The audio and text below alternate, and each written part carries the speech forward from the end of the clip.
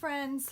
Okay, we're gonna put this block together. I don't know what it's called. I use this block in a lot of my quilts. This one is B7. B7, okay?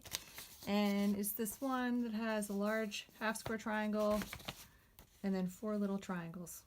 All right, so I start by making this little half square triangle. I've already pieced it. It's right here, okay? Ironed the seams open. And then I want to make this half so that all I'm doing is piecing it to this half, right? Easy. Okay, so I'm going to move that out of the way. So I've ironed this piece. I'm going to put this one to here. So here's another thing. These pieces are dog-eared already because I used a die cutter. So let me just show you an example of a piece that I didn't use a die cutter for. And I'll just show you how you'd line it up so you're not like libs. Okay, so here's a piece where the corners have not been pre-trimmed, okay? You're lining up this corner with the corner of this one. That's how you would do that. And see how these little corners will be hanging over? That's okay, because you're going to sew here and that becomes your seam allowance, all right? So yeah, you're lining up corners together, and if you have overhang here, that's cool. All right, so where did I get that one from? Put it back on the plate, Libsy. Okay, so we're gonna do this to this.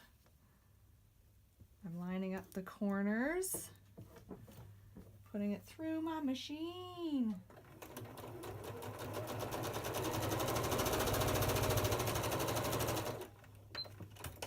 Taking it out. I've got some other pieces here for another block. I'll set those aside. Okay, so I've sewn this one and I'm just going to iron the seam towards this corner, okay? So I iron out to one side, and that way you're ironing this open seam, you're ironing it that way. So I've got the iron over here. You can't see it, but trust me, I'm ironing. Often too, when I iron, or especially with those little curved pieces, I might finger press first. So just sort of open it up, press it with my fingers a little bit first, and then put the iron to it. And that kind of helps move the fabric where you want it to go. Okay, so I've got that half. Now I'm going to put this one. I will tell you, more than once I've ended up accidentally doing this. It's not uncommon. If that happens to you, get out the seam ripper, okay? And maybe stop drinking the wine. Whoops. Okay, don't worry about it. I've only had a few sips. Okay, so we're going to do this to this. Line up corner to corner. Drop the needle.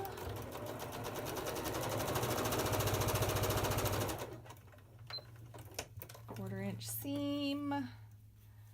Trim off your thread. Open that up, and then you'll iron that out. So you're ironing, see your seams are both pointing outward, okay? Iron that out. Doopity-doo. You guys, I'm not listening to podcasts tonight. I've been listening to like 70s music from the Boogie Nights soundtrack, like Marvin Gaye and stuff, and it's making me super want to dance, but it's hard to dance when you're also trying to piece curves and keep track of which fabrics go where. Okay, so this half is now done. Easy. And then you'll put this one, you know what, I would put the solid one on the bottom and the pieced one on top.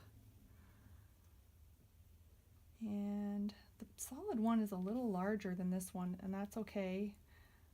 What I'll do is, see how there's a little bit of extra all the way around?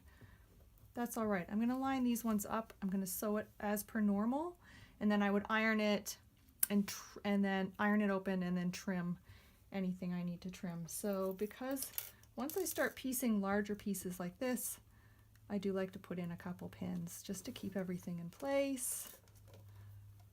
Again, I piece where I sew rather than piecing this way. I find if I'm piecing this way, pinning this way, you're pinning more of the area where you're actually going to sew. So it just holds it together better. At least I think so. Okay. Drop this needle down. Fingers crossed my machine doesn't eat the corner.